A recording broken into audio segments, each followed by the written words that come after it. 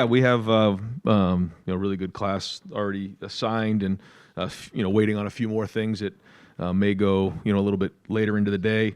Um, but right now we have 18 guys signed. Really good class, 7 Ohioans.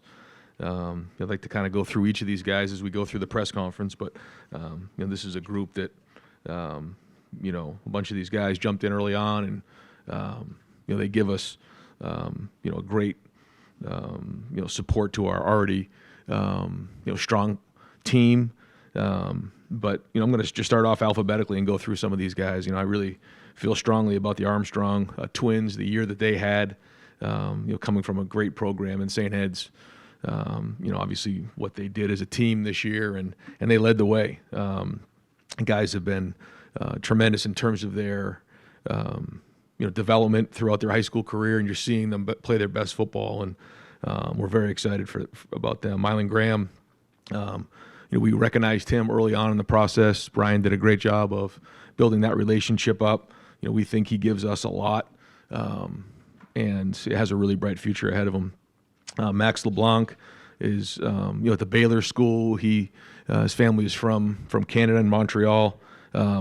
Really talented young man. Came down from Canada, and had to make the transition to a school where he was on his own, but really did a great job when he was there. His film is tremendous. We think he brings a lot of versatility to the team. Miles Lockhart is a corner that I actually saw play live. He's going to be a nickel for us as well.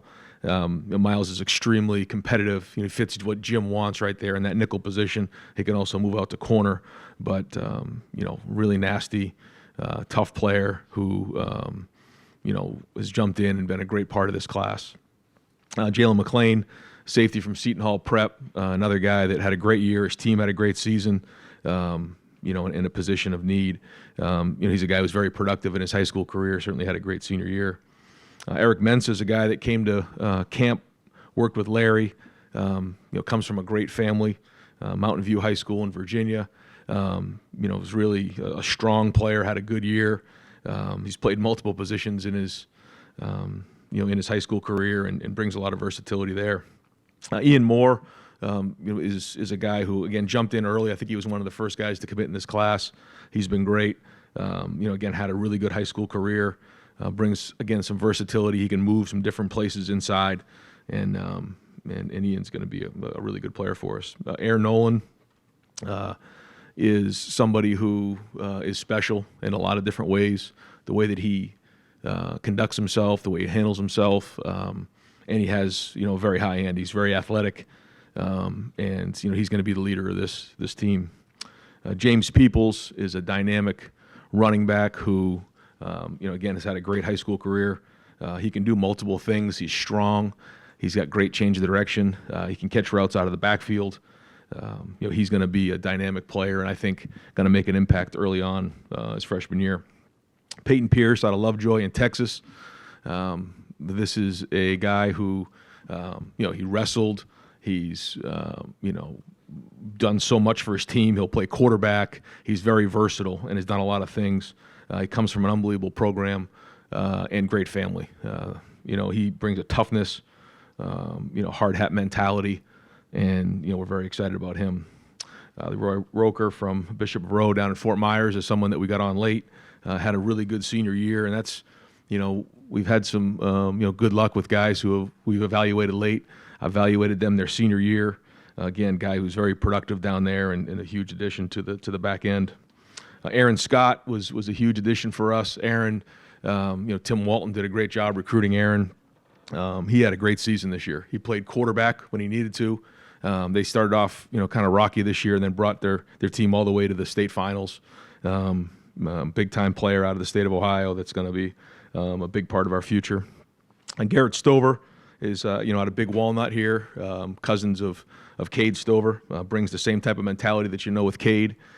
He'll play linebacker for us or safety, has some versatility there, but again, really, really talented player that is going to be a big part of our class. Gabe Van Sickles, another one that, we looked at late. Justin evaluated him. We see a really athletic guard who, could possibly move into center, but very athletic and has a huge upside. Bryce West is out of Glenville. Bryce, we offered early on in the process. Coach Ginn was a big part of the process, and he's one of the best corners in America. Huge addition to the back end. Sam's William Dixon is a local guy who has some versatility. He was listed as an athlete at one point, but now we're going to start him at running back.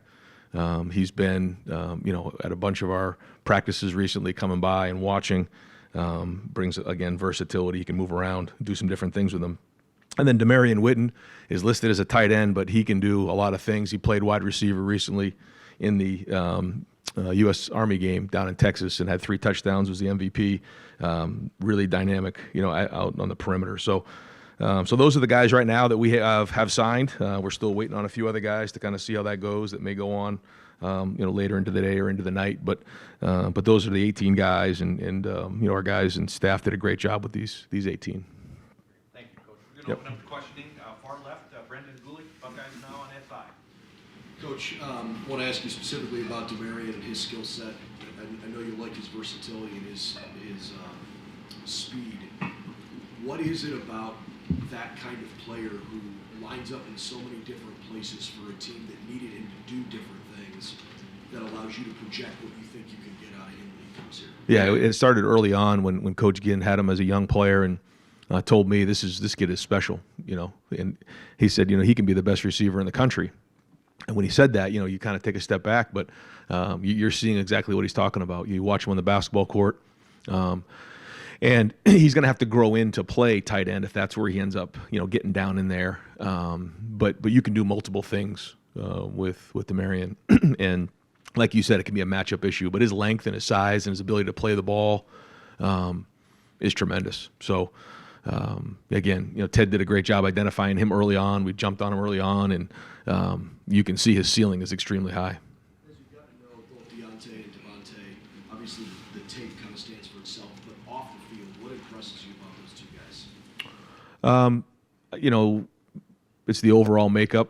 They have great work ethic. They played basketball when they were younger, and then they really just focused on football the last couple of years, and you can see the improvement, year in and year out, and then almost week in and week out, and they're becoming really good offensive linemen and football players. And sometimes you don't grow up playing the position. You have to grow into the position a little bit, and you're seeing that. And they're both bigger guys. They're long body types, and you just see them get more and more comfortable playing the position, understanding the technique and how to bend and get low. And they come from a great program, and they're well coached. So. All the above. Front row, Dave Biddle, 24/7 Sports. Ryan, in your estimation, is the recruiting on the offensive line and defensive line substandard for Ohio State standards? Why or why not? No, we try to identify the guys that we think are the right fit for us, and we go get them. I'm really excited about the guys that we have. We think that they really fit well with what we're doing on offense. And you have them in camp, you see them in camp, you see what they're going to do, and you project into what they're going to be. And then, ultimately you have to fit, the needs that you have. So, we always want to be the best in the country, and I think we have a great group coming in. And switching gears, do you expect to make any changes to your coaching staff after the season? Like I said to you before, we got this bowl game to play, and we're always going to evaluate it. And, if there's any updates, then, I'll give them at the right time. But we're always going to evaluate it after every season and go from there. Stephen Means, Cleveland.com. Ryan, with Air, obviously you guys had a quarterback at one point in this class that maybe was the foundation of this class, and then about a year ago you had to maybe pivot a little bit. Can you just take us through the timeline of identifying Air about April and why you guys zeroed in on him in that relationship? Yeah, we watched this film and saw the athleticism and just kind of a baller out there, making a lot of plays, state champ. He was high school teammates with Jelani Thurman, so we were down there some and got to see who he was and saw all the people in the area and the school and the coaches talk about what a great player he was, what a great leader he is, and it doesn't take long when you talk to him, you recognize how mature he is and his approach, and that's a big part of it. So, we just love that part of it. We feel like he's got a really high ceiling, when he gets here, and looking forward to get to work with him soon. When you guys, you've gone through this a couple of times where you get a quarterback and then some things happen and you end up having to do it again. What's that process like when you lose the guy, and then are you reevaluating guys you looked at before? Are you looking at new options? How does that work exactly? Yeah, I just think that the way things are now with recruiting, there's just a lot of twists and turns along the way. I just think about when, even 5, 6, 7, 8 years ago, 10 years ago, somebody would commit, and the timing was their own, but then that was kind of it. You moved on. Now there's twists and turns along the way for a lot of different reasons. And so, you just have to work through those and figure out, who's the right guys for you at the time, and then, fill your 85, and that's what it is. But, there's a lot of twists and turns along the way. And now you have, you have the high school class, then you have the portal, and you have different parts to make sure your roster's right. If I can squeeze one more in, obviously he's walking into a room where there's now a quarterback competition that maybe nobody was expecting at this point, but with true freshmen who are expected to early enroll, and I know you've been through this before, but back in 2021, but what has to happen for a guy to be, as a true freshman in your experience, to actually be ready to contribute in year one in a way where you can look at him and go, okay, maybe he can be our starting quarterback? Yeah, you don't know till they get in and just start to, how quickly can they learn the offense and get used to it and learn from their mistakes. You can't replace experience, but some guys just, you just see it early on. They can handle the information, they can handle, what it takes. And, most guys, it takes a little time to get that figured out. A lot of guys want to come in and play right away because it sounds good and they're anxious, but that always isn't the best in terms of their development. But each guy is unique, and we get a better idea once we get going with spring practice. You ever had a lefty before? Yeah, I've had a lefty before. Yeah. Andy Anders, 11 Warriors. Yeah, just wanted to ask about the trio at cornerback. It feels like a position that ended up really strong for this class. So can you go through those guys in a little more detail? I know you touched on them before, but just what you feel you got in that trio? Yeah, well, I think Tim has done a great job identifying talent early on and then building relationships and going from there. I think you're seeing the way that our corners are playing. You're seeing Denzel, IGB, Jordan Hancock starting to play at a high level, and I think that's a big part of the recruiting process, seeing it on the field in Jim's defense. And so, we've identified these guys early on and recruited the heck out of them. Aaron Scott was somebody who came to camp early on, and it was a hot day out there, and he grinded. I mean, he went for, I think an hour, and just, everything we threw at him as a young player. He had a broken wrist. He kept working, and we could tell there was a toughness there. There was just a grit there. He wanted to earn that scholarship, and he did that day. And then, he's built himself up to a really, really good football player. Bryce West, same type of thing. Again, Coach Ginn early on believed in this young man, and said this guy's going to be a great player, and so we recruited him, but then offered him pretty early in the process, and then you could just see the way he played that next year. He was much more aggressive. He was tackling, making plays, and he just continued to become a better and better football player. And you know what you're getting when you get somebody out of Glenville,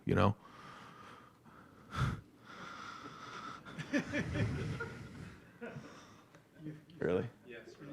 It's real.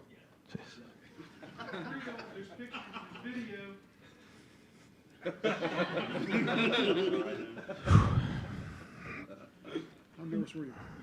Yeah, you want to take us through your emotions real quick? How you feeling?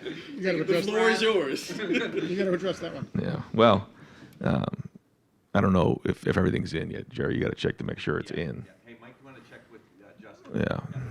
Before I do something and get myself in trouble. Is your stomach flipping right now, though? What's going on? It's been flipping for a while, Tim. Imagine all day it's been. Yeah. Okay. What was the question? Actually, I think you had answered. Talking about cornerbacks, I think Yeah, the only guy you right. haven't gotten to was Miles. Right. So Bryce, and I go back to Glenville, and I got to give Coach Ginn so much credit for the way he develops young men there, and they understand what it means to be a Buckeye. They do, and that matters. Arvell Reese has come in and worked his tail off. I'm really excited about these guys, and Bryce West's going to be the next one. Look at it. Look at what he's done on track and field. The times that he's put down, and just what a great player. And then Miles. Yeah, like I said to you before, I actually had a chance to watch Miles. I was at the semifinal game in Arizona, and I just watched the guy just play his tail off. I mean, he was all over the field, and I just was like, man, who is that? And then you can just see him start to come on as a player, and And so again, I think really when you talk about needs, you're talking about 2 lockdown corners and a really feisty nickel in there. And then, you were asked a little bit about the O-line, D-line, but I wanted to drill down specifically on the D-line. Another decision coming up here in a little bit, and obviously reports out there, whatever. But are you satisfied with the depth of the defensive line class that you have? Well, we have to, have the way that we do it. We do have 8 defensive tackles, 8 defensive ends. And that's when it all is said and done, we have to make sure that we have the right guys, and we have a lot to consider. Guys coming back, we have the portal, we have, guys that are growing in that position, and then we have the high school recruiting. So, we have a certain number that we got to hit. I think right now we're right around, 83, 84. I think we're right in there. So, it gives us a little bit of flexibility moving forward. But, yet to be seen. Yeah. Pat Murphy, 24/7 Sports. Ryan, when we were talking to Jack last week, he was talking about the Michigan game, like a lot of guys were, but he talked about growing up with it. Yeah. Not everybody you recruit does that. You just mentioned the guys from Ohio. I don't know how many you have from Ohio, but just how important, given kind of the last 3 years, is it to have more guys in the program that feel that walking in the door maybe before learning it? Well, it's something we talk about in recruiting all the time, but I think you're right. I think the guys from Ohio, and I've always felt this way, have to lead the way on that. When in the locker room, certainly the coaches lead the way. We all lead the way. It's all our job to make sure. But when we're in the locker room, and guys are in their apartments and guys are in the workouts, it just, like you said, it's their job to make sure that message is really hammered out across the team. And we talk about that in recruiting, talk about that during our home visits, and that is important. You mentioned, I think it was James Peoples, you said, is a guy who could come in and potentially play running back. Your depth has been depleted a little bit there with some guys leaving, and I know Trey still has a decision to make. How do you feel like both of those guys could contribute maybe quickly if needed? Yeah, well, it may need them to, depending on, Trey. And right now we're at 4, and we like to be at 4 or 5. But the plan all along has been for those guys to come in and play as freshmen. So, wanted to get them at mid-year, to get them in here and get going. And, we know that we've done that before, with some freshmen. So excited to see them get on the field, and we'll know pretty quickly. Joe Nugent, WCMH. Aaron Scott was a guy that future kind of Big Ten schools wanted. When Yep. you win these recruiting battles, these significant players, what is that like? How important is it for this program? Yeah, it's very important. You have to win those battles. And like Tim was a big part of it. We all were. But Aaron and his family were awesome. They were great in the process. They're huge supporters of Aaron. Coach Mo there. I mean, the whole coaching staff was great. They have a great program. And, guys know when you're from the state of Ohio, the best players, play at Ohio State. And they know what it means, to be a Buckeye in the state of Ohio, and the opportunities, and what it can mean for them for the rest of their life. And I think Aaron understood that. Theme that you see within this class, anything that connects some of these guys? A theme? They all want to be great. They all want the big stage. I think when you come to Ohio State, you have to think big. You have to think big because there's nothing you can't get done at Ohio State. You have to want the big stage. You have to want, all of it. When you walk into the shoe, you're going to play, on the biggest stage in the country. We're the most watched team across America. I think 70 million viewers last year watched us play. You have to want to be great. You have to want to be elite. You have to want to walk in a room where you're going to have a bunch of great players that are going to compete every day. You've got to be competitive. And that's probably the thing you notice the most. Tom Moore, Buckeye Huddle. Ryan, you said earlier you were going to sort of evaluate the staff after the season. What are the specific factors that you are evaluating, and what's the standard that they're being evaluated against? Yeah, we the first thing is recruiting. That's the number one thing. You got to recruit your position. It's your job. You're the head coach of your position. You got to make sure that that room is strong, year in and year out. We have a certain amount of depth that we have at each position, and then it's your job to make sure that you have the best room in the country. I think that's the other thing that we talk about a lot. And when you're at Ohio State and you're coaching, the wide receivers, it should be wide receiver you. If you're coaching the linebackers, it should be linebacker you, because this is the best place in the country. And so I think that's the first thing. I think the second thing is how they perform on the field. What type of production are you getting out of your unit? And a big part of that is the development. When if you're recruiting really well, and then you're developing your players, then usually you're going to get production. And then the last thing is just what are you bringing schematically to the table? Are you putting your guys in a situation to be successful? And that's our job as coaches. Right next door, Jeremy Birmingham, the podcast. Ryan, it's been a couple of years now in this new era, and the last 2 years we've talked on this day about the need for guardrails in college football that haven't happened yet. How much harder is this job than it was 2 years ago? Listening to Chip Kelly, obviously one of your mentors the other day, he had a lot of things to say about what he thinks college football needs to adopt or trend towards. Do you have thoughts on that? And how do they vary? I mean, where do you see this going for the game? I mean, I think it's a long conversation. I think there's a lot of different ways that we can look at it. I think the biggest thing is you just have to adapt to the landscape that's going on. I do think that, like you said, there's just been so many changes, and college football adapts very, very quickly. I mean, the way it was a year ago is not the same. The way it was 3 weeks ago is not the same. It is constantly changing. And so, we just have to adapt at a high level. But, we certainly all need to sit down and figure out, how we can, move forward in a direction that, like you said, has, guardrails and, what that all means. I think that's a challenge in college football because, if you put a bunch of coaches and ADs in a room together, they all come from different areas of the country.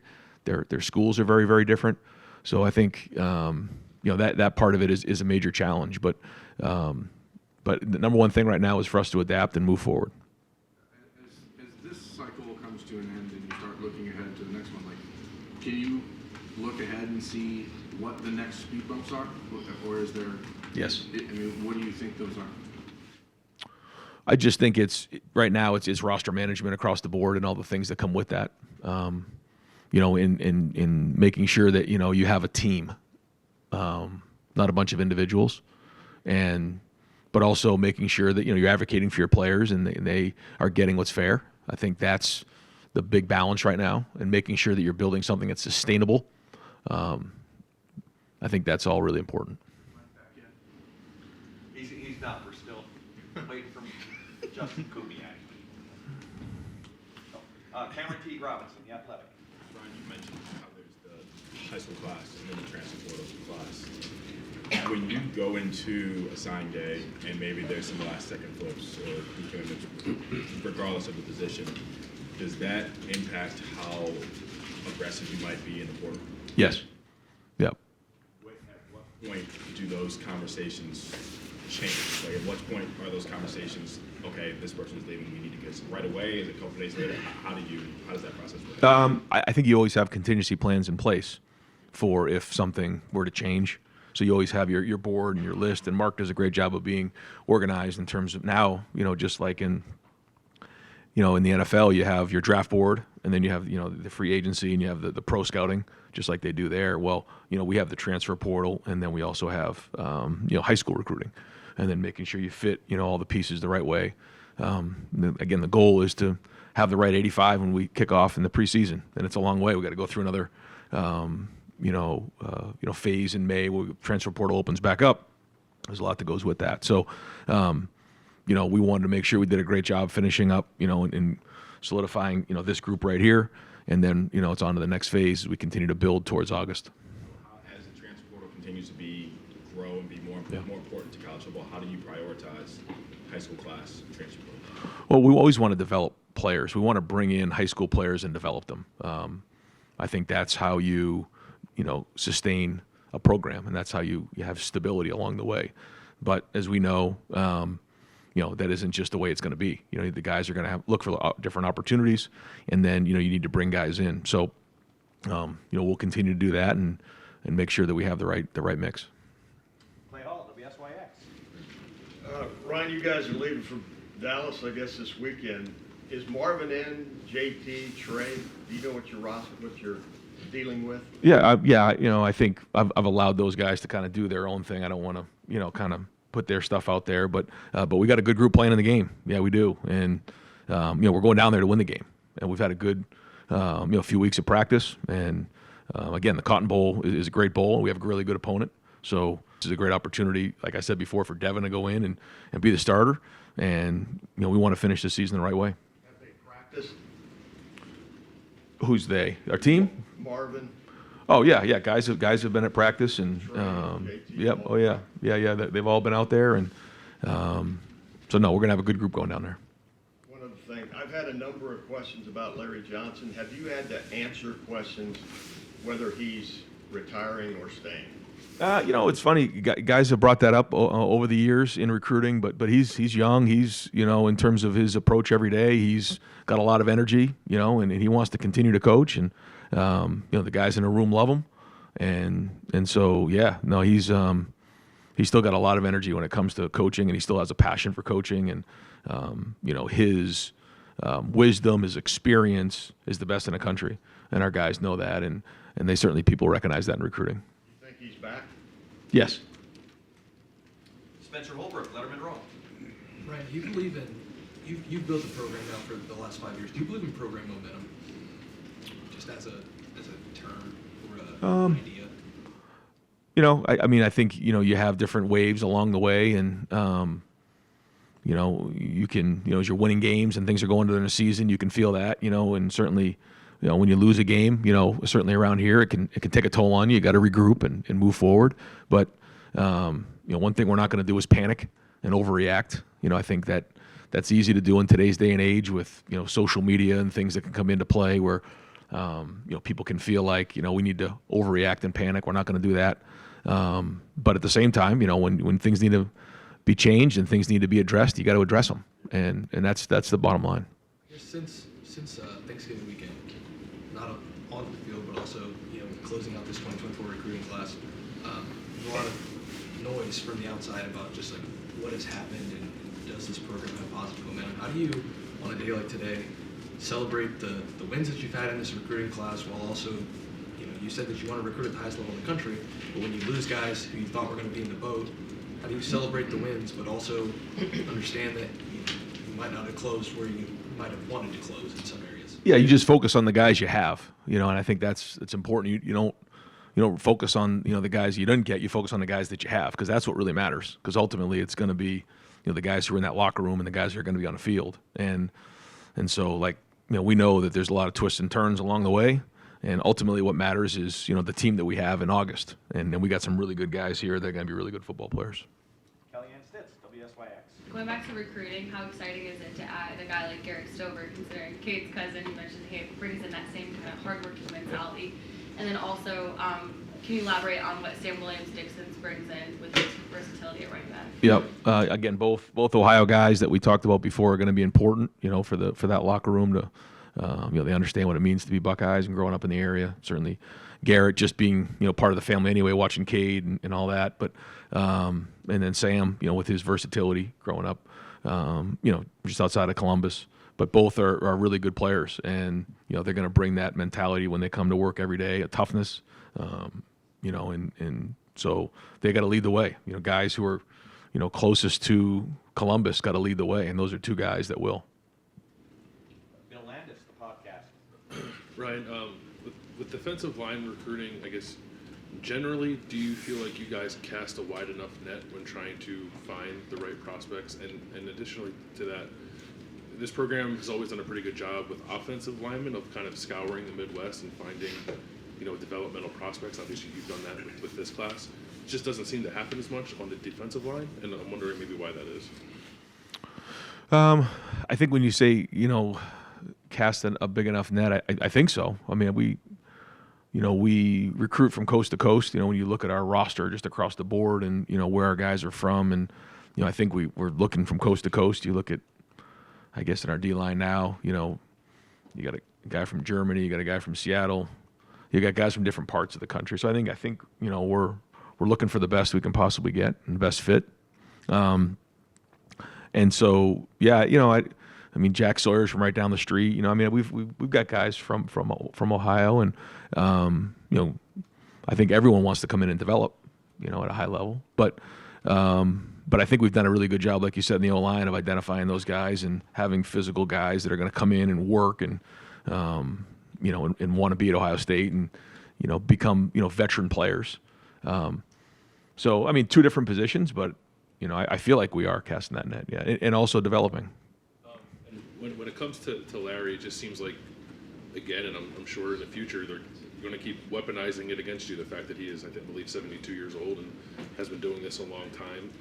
What is the plan, I guess, to combat that, to stop other programs from using that against you as you move forward? Well, I think the other part of it, the flip side is that this is a guy who's developed unbelievable players, and some people can talk about how they develop and everything. Like Larry's actually done it, and so there's a body of work there, and and also he's got a lot of wisdom to him. And so, when you're going into a room every day with somebody, you're counting on them to mentor your young man. And I think that's where, families feel comfortable with that. When they hand their son over to Larry Johnson, they know what they're getting. They're going to get someone that's going to pour into them in all areas. And, he's done that with so many different people. And so, he's going to continue to work. He's got, again, a ton of energy, and, he's working hard. Recruiting is just like everybody else. There's certainly different challenges these days, as you know, but he is adapting, and we're going to have a really good D-line next year. You have one signee on the defensive line right now. I think if you guys get good news, at most you'll have two. It just doesn't feel like, I know you're waiting on some guys that were currently on the roster to make some decisions, and that complicates things, but I guess generally with this class and the last couple of classes, do you feel like you've hit the number and quality of defensive linemen you need to? Yeah, I do. And I hear what you're saying. I think, when you look at the guys that we have right now in our numbers, it's 8-8, and then we'll look at what these guys are going to do. We have some guys who are really talented who are playing as sophomores and juniors, and if they decide to come back, that's.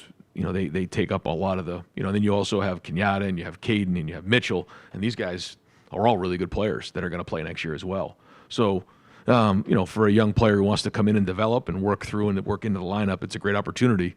But ultimately, it's going to come down to what's on the field. And, if we have to look in the portal, if there's a hole, we'll do that as well. But no, I feel like, right now that room is a good room, and, it's a little bit, going to be year to year in some different spots because of the way that, things shake out in the portal and recruiting right now. So I feel good about that room, but, we'll keep looking at it and make sure that we got the right group in August. Nathan Barrett, Cleveland.com. We haven't talked to you since Kyle's decision became public. Just anything that you can say as to ways that you think you could have handled that better, or how surprised were you at the way that sort of went sideways? Yeah, I'm gonna just keep the conversation private between us, but and I really don't want to get into it because I don't think it serves anybody any good. I think Kyle, was very well respected here. We wish him nothing but the best. He played some good football here, and spent 3 years here and made a lot of relationships here, and I think he's committed to another school now, and he'll do well there. He will. So. I don't think it's worth getting into all right now, but certainly wish him nothing but the best of luck. There's a lot of guys in that room that care about him a lot. That decision then led to a lot of speculation as to how much you guys would get involved in the transfer portal with a quarterback. How did you look at that, approach that, and ultimately what, I guess, decisions have you made about that? Yeah, I think that competition is very, very healthy. I think Lincoln's really been coming on. Excited to see Air. Get going here this spring. But fired up to see the way Devin's been practicing the last few weeks. It's been great for him. Now that he's healthy, his ankle's feeling better, and kind of like, okay, take this thing and run and see how the next couple of weeks go in terms of the way he handles himself. Excited that he's going to be able to play in this game, and then just go from there. But Devin was real close, going into the season. And so this is going to be an awesome opportunity for him to take it and run, and so excited to see that. And again, I think the guys have seen what he's been. The last couple practices have been very good, and but also, you know, Lincoln and Air. I mean, these guys are talented young men who want to get on the field. I guess specifically, what are you seeing from Devin right now that you like? Maybe especially relative to what you were seeing when you made the decision that Thomas was going to start. Well, you know, you're seeing. You wait to get into the game to kind of see it all. But I think it's just the experience of getting more and more reps under your belt. But also, when you're with the ones and you're with the starters all the time, I think you can play maybe a little bit more freely and not worried about making a mistake. And so that's been good to see. Okay, Mark, should we pause for momentarily? Yeah. Okay. All right. Okay, pause. Steve Hellwagon, 24/7 Sports. Yeah, Coach, the academic calendar here kind of derails a lot of what you can get done in terms of the portal and everything else. I know class is starting in January. Do you expect one or two portal people to be with you when class starts in January, or is that still a possibility? Oh, it's definitely a possibility. Yeah.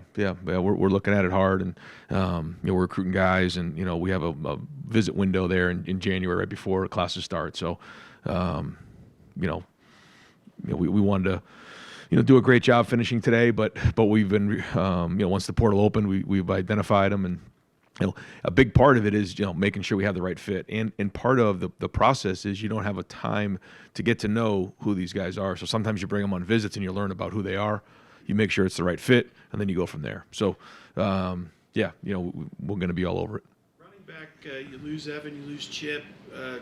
From where we sit, we don't know where Trey stands. Seems like Dallin would come back, and you're adding two guys here. Just what do you do about that situation? How are you working to manage it, I guess? Is portal part of that? Yes. I mean, it could be, you know, based on how things shake out here. But, you know, again, you know, let, you know, Trey, you know, he's going to, you know, got a decision to make for sure. But we'll go from there and, you know, kind of see how that goes. And that'll obviously have an effect on how that room looks next year. Dan Hope, 11 Warriors. Just to follow up on transfers, I mean, obviously there's been some schools that have added a lot of guys. You guys haven't added anyone yet. Do you feel like you guys are behind it all in that process? No. You know, we have a handful of guys that have to make some decisions here, and that plays into all this because, as you know, things, you know, things affect other things. And so now, if there's somebody there that we think fits right now, we'll jump on it. We've had some guys that have already visited, and but we have to make sure that, you know, not only can they help on the field, but also they're the right fit for a lot of different reasons. And so, you know, we have an opportunity to have a really good group come back next year. I mean, and so, you know, that all plays into this. But, you know, we're all over it. We've had some guys visit, you know, and we're going to keep pushing towards it. Because, again, there's just, you know, in the past you had your recruiting class, you know, you added those guys in it used to be February. Now it's December. And then, you know, that was pretty much your team. Now there's just so many more variables at play. So, you know, we're just going to keep taking it 1 week at a time. And ultimately, you know, we want to have the best roster in the country in August. How do you strike that balance between, you know, recruiting guys in the portal while you still don't know what some of the other decisions are going to be? Yeah, it's all new. It's, you know, one of those things you try to do everything you can to have the best roster, but also, you know, you have a team you want to manage and make sure that, you know, you're making it competitive across the board. But yeah, that's part of, I mean, this run right here from, you know, the beginning of December all the way to, you know, really through January is interesting. You know, there's a lot of dynamics at play, and so you just take it one day at a time and do the best you can. But yeah, it's a different balance than certainly has been the case in the past. Clarify, are you going into the Cotton Bowl with Devin as the guy at quarterback, or could Lincoln get some snaps in there too? I mean, the plan is still play Devin, and you know, if the situation comes up to get Lincoln in the game, we would do that. But this is going to be Devin's game to play. Far right, Matt Parker, Letterman Road. Brian, just by chance, was that phone call from Buford, Georgia? I can't comment on that. Okay. It's worth a shot, right? Yeah. Until then, as it relates to finding guys late in the cycle, guys like Gabe Van Sickle and Leroy and things like that, what goes into scouting guys into their senior year? And do you have to look at guys with a different lens when it's super late in the cycle? Yeah. And, you know, you have to identify how they fit into the whole room and whether it's a position or those type of things. And we just see somebody who's a really good athlete. Somebody who, when you watch the film, he's not playing. In terms of, he's not playing down in Texas or playing at, some of the bigger schools, but when you see him out there, I mean, you recognize him. He sticks out. He plays at a high level, and I think that he's going to transition really well into college football. All right, folks, we've got about 5 more guys that I need to get to for questions, but I also have a commitment for Coach at 1:15 with the Big Ten Network. So I'm going to pause this, Coach, if you don't mind. If we're going to go in and knock that out so we can get that Okay. done. We'll be back here in about 10 Okay, you got it. All right.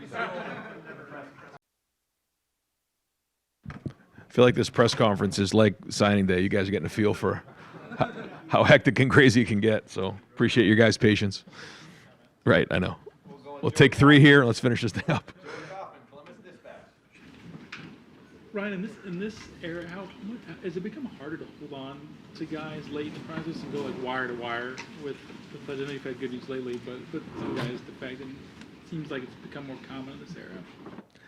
Like I said, now it takes twists and turns along the way, and you keep swinging. There's going to be guys that commit early. There's going to be guys that commit late. There's going to be back and forth along the way, and so you just keep pushing. And again, the ultimate goal is to have the best roster in America, in August. So, we're always going to be aggressive in recruiting and try to go after guys at a young age, and you just keep going from there. But we have competitive rooms, and so guys want to come in and compete, and so again, I think it's more and more of a challenge year in, year out, but it's going to be like that moving forward, and we'll continue to recruit guys, all the way to the end. Is there singular or trend why you think maybe if the last minute some guys leave? I don't know. Every situation is probably different. Yeah. Austin Ward, podcast. Ron, I think you said right now you're working at a number around 83 or 84. Yep. So when 14 guys go in the portal, it seems like that probably had to happen. How do you get to a number like that? How do you process it? Were there any, maybe 1 or 2 were a surprise to you? What's the situation when you get to that point? How do you get to it? How do you manage it? Yeah, well, I think it was a little bit when you look at just the numbers of it all of COVID and just having an extra year in there, kind of got log jammed a little bit, and some guys that felt like as they looked at maybe some guys that could be coming back, or maybe their projection going into next year, they felt like they would have an opportunity to possibly get on the field sooner somewhere else, and so it's sort of become part of the process. And the thing about Ohio State is we recruit obviously at a high level, and so when guys maybe don't get on the field in year 2 or year 3, they're probably going to have opportunities at other places, and there's no hard feelings. It's just, hey, this is part of college football, and wish those guys nothing but the best of luck, and still help them with their transition to where they were going, and so but you could tell coming out of last year, based on how many guys come back now, that we were over. Yeah. In the summer, I think maybe at Big Ten Media Days, you said, leave the calendar alone. There's been too many changes. Every time they've moved the signing day up, there's been unintended consequences. The way that this month is structured right now, with the portal, with NFL draft decisions, with recruiting, with coaching changes, with the bowl games, next year with the playoff, do you still think you just have to leave December like that? Or what, assuming you could get your way, right? What would you want it Well, to be? the challenge is that a lot of these guys are coming at mid-year now. So, you can't wait till January because classes start in January. So, and if you push it back any further, now you're getting into the season. So, it's not easy. It is chaotic. But as we sit right now, the way the calendar lays, I'm not sure, it could be done any other way other than maybe moving it up to the summer or to the spring. This is another set of problems. Exactly right. Exactly right. Yeah. Bill Rabinowitz, Columbus Dispatch. I don't know if can you comment on Jeremiah Smith and Edric Houston? I can't right now. I know we're kind of.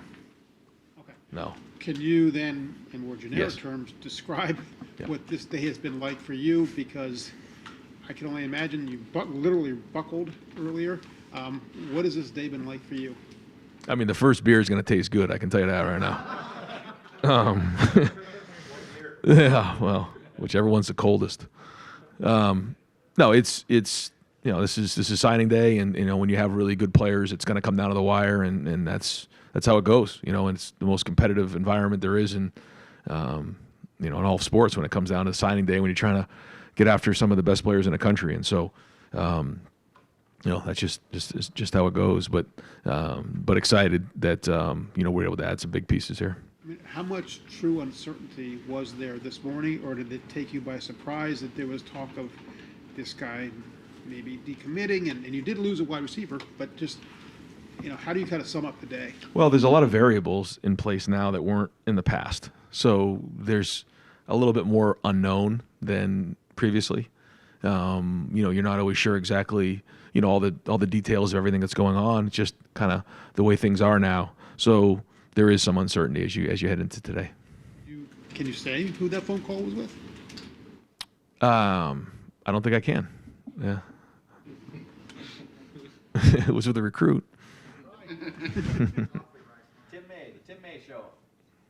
Thank you, Jerry. Speaking of that, what you just touched on, is it unseemly what's going on now where, you're trying to show a guy how you're going to develop him, blah, blah, blah. And by the way, Coach, how much am I getting? Yeah. Aspect of it. How much has that become the major aspect of it, or at least for the top tier talent without, I know you won't name names, but Yeah. because we're under the impression a lot of this had to do a lot with that, in some form or fashion. I think it's become a bigger part of it every year, and the opportunity is become different, and so that's part of it that you have to figure. But you also have to figure your own team, your own roster, your own locker room as well. So there's a balance there, and I think we're all working towards adapting to that and making sure we find the right balance. And I would think some of the guys that, they've left this program in the last several weeks might have walked in and wanted a raise. I mean, for want of another term. I mean, that's fairly accurate, isn't it, too? I mean, in some respects. I mean, how do you deal with that part of it? Well, I think everybody, wants what's fair, and I think that's absolutely, fair for them to think that way. And so it's our job to advocate for them, but at the same time, there's only so many spots on the roster, and you have to manage it the best you can. Yeah. And one other quickie before I ask the last one. The only reason I ask is because I didn't get a chance to ask you this. Donovan Jackson, on y'all's last offensive play, trips over your center, you know what I mean? And the guy comes in, a little twist stunt and stuff. Is it still stunning to you that almost a whole season, in some respects, comes down to almost serendipity there in some respects? I mean, I was just enjoying a couple things, and now we got to go back to this. No, it's. I mean, you're right. Donovan, it has to live with it. You know what I mean? So, Yeah, we all do. We all do. Yeah, and that's playing at Ohio State. And we're 11-1, and it comes all the way down to like you said, the last few minutes of the game, and so yeah, you don't just wake up the next day and think everything's okay. It doesn't work that way. But at the same time, no one's going to feel sorry for you. You got to move on, and we got a great team and a great program and a great culture. But yeah, I mean that hurts, and we've said it before. You've heard me say it. It can come down to one play, and so here we are. But again, you don't just forget about that kind of stuff. But you got to move on, and we are. But it speaks to what he's about too. I mean, just him. There are other guys too like this. He doesn't want that as his last play and stuff. I mean, he's playing in his Cotton Bowl and relishing it. Right? Have you seen some fire and vigor out of him? Yeah, and he's not the only one. I think there's a lot of guys that have that feeling, like they don't want to leave without winning that game. That's for sure. I mean, that's been a huge part of the conversations. Yeah. And last thing, when you make evaluations on a coaching staff, you were asked this earlier, but just generally, like Austin was asking about the calendar and stuff, there doesn't seem to be, you know what I mean, a really good time until after January the 1st or the 5th or whatever you want to call it, right? I mean, does that make it, I don't know, uncomfortable for you in that respect of you're selling this program, et cetera, but you also want to maybe make some changes? Yeah, I mean, you have to take into consideration the timing of everything. Yeah, and yeah, so we'll do that. But yeah, I mean, you go through the season and you work through the season, and then you come up for air and figure out what you need to do to fix things and how you need to make changes if appropriate. Can I ask one more? Sure, why not? You came in here, some things were up in the air. You're leaving this press conference feeling how? Meaning about this signing class. I mean, there was some pieces that we felt like we needed to get coming out of this. Did we get everything? Did we get the whole wish list? No, but we got a lot of things covered, and that's really good moving forward. So now on to the next phase of putting this roster together. But a lot of hard work by a lot of people for this class, and I'm fired up about that part of it. Thanks, man. And we're going to wrap up with Jeremy Birmingham podcast. This class, you have guys you can't talk about yet who have been committed for over a year and top-ranked player in the country, all the drama in the world around the recruitment, maybe not on their account, but it happens anyway. You have players like Miles Lockhart, who first time he camped here in June of 2022, knew he wanted to play at Ohio State, never visited another school, but still waited a year to commit and then sign without an incident. You have players like the Armstrong twins, who you saw in high school almost 2 years ago when they were 6'5" and 230 pounds, defensive, end almost looking offensive lineman. Is there still a common thread that you can find in recruiting that keeps all these things that feel fundamentally different the same? I mean, everything's changing, but are there still things that are like go-to everlasting truths? Yeah, I think relationships is the number one thing. I learned that early on in this process. There are more and more variables every year. There's more things that go on, but it comes down to relationships, and everybody's different. You look at the guys that we have from all kinds of different states, different backgrounds. But again, I go back to they all want the bright lights. They want to be relevant. They want big. And when you come to Ohio State, that's what you have to think. And you got to want all of that. And I think that's the common thread that runs through these guys. Everybody's on a different timetable. Everybody goes through it a little bit differently. But ultimately, they all get here and end up, starting fresh. You said you didn't get the entire wish list. There's still decisions that have to be made for the NFL. What's left on that wish list if you project ahead to February or the portal? I mean, where do you look at it and say, this may be a spot we need to shore up? I think it depends on, some of the decisions that are made here in the next month. And, I'm optimistic because I think a lot of these guys, feel like, there's some unfinished business here, and there's a great opportunity to come back and have a great team on all three phases and both sides of the ball. So that with this class coming in, and then maybe some additions here and there in the portal when appropriate. I think we have a chance to. And again, what's the goal? The best roster in America in August. So we're going to keep working towards that. I said the word. Edric Houston. Really, really excited about Edric. This is somebody, Larry worked hard on this one. Comes from an unbelievable program down in Buford. We feel like he's an impact player day one. And it's a long process to get the signing day here. But, we identified him early as somebody who was a difference maker. And again, I give Larry a lot of credit for the relationships he built down there. Tim Walton is a guy from down in Georgia who did a great job in this process as well. And, his family and his coaches have been huge in this process. So that was a big one for us for sure. Yes, that was him that I talked to. Appreciate you guys. Thanks for your patience.